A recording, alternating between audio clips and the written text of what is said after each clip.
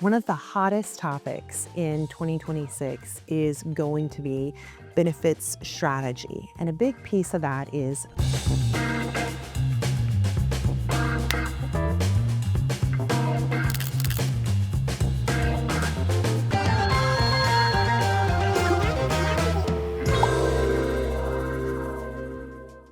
Hey everyone, welcome back to our January edition of Wake Up with NFP. first episode of 2026. Yes, and we're so excited to share with y'all some interesting stuff we've learned through about level funding. Yes, 2025 was a busy year. And before we start discussing the topic of the video, we'll talk New Year's resolution. But your resolution should be to like, share, and engage with this video so we know how much we're impacting your day-to-day in your LinkedIn timeline. Yeah, please leave us a comment below too if there's something throughout the year that you guys would like to see us discuss. Or something that you've learned from us. Yeah, we love any feedback. It would be great. Yes. So what is your New Year's resolution? Well, I think one of my New Year's resolutions would be to take more advantage of all the benefits that we do offer. So speaking of benefits, last month I was able to use, a good bit of my PTO, get some good family time in.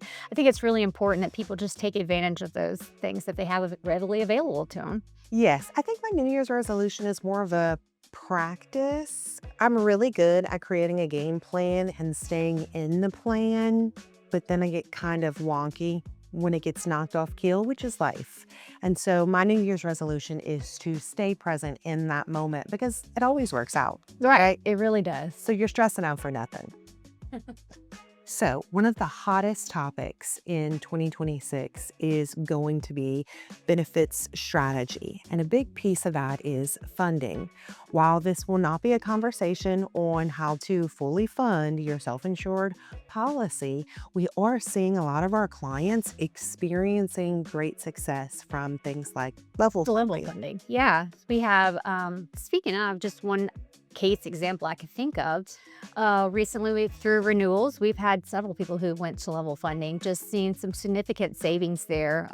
So they were really to take advantage of it, maybe even get something back from it. Yes, so I've had clients who have received back money when they haven't exceeded the percentages of utilization for level funding. And when they get those dollars back, they reinvest it in their employees and it creates like this snowball and they start to build really enhance your benefits packages. 1,000%. And they start to build out like by quarter health challenges, which double up on building out good company culture. But it keeps your utilization low because everybody's making smart decisions. Healthy choices. Right. And then your premiums are not having such a large increase.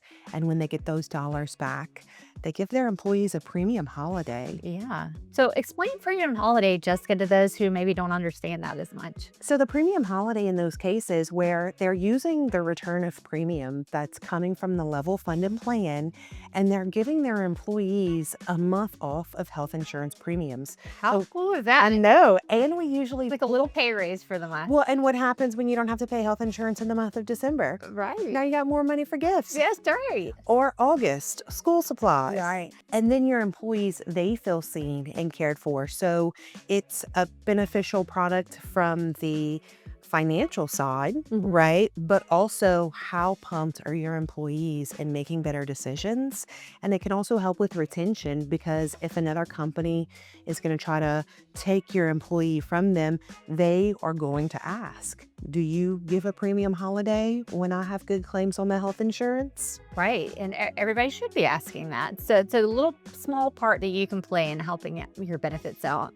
So how has the level funding impacted some of the clients that you've worked with? Well, first of all, they've seen a decrease whenever it came to their renewal. So it was nice not having to hand over all these. As you know, 2025 was pretty tumultuous. Yes, we saw some high increases there. So by just choosing a different source of funding, they're able to see some savings there, which has been really impactful, especially for some nonprofits or those who are really just budget conscious. Well, and I think that no matter what the company is, they're always going to be aware of what the cost of health insurance is. Because if you're looking at your expenses throughout the year, health insurance is probably like the first or second one on the list, right around employee salaries. Right. Yeah, it's a huge chunk, so everybody should be taking a look at it. Like Jessica said, 2026, make this your benefit strategy year. Really start looking at things ahead of time. Take time now to start looking at that. Don't wait till open enrollment to start looking at different funding options. Preaching to the choir, absolutely. If you have a renewal coming up or just wrapped, right now is the best time to have a conversation with somebody other than your current broker so you can gauge your process. What worked, what didn't work while the experience is fresh on your head.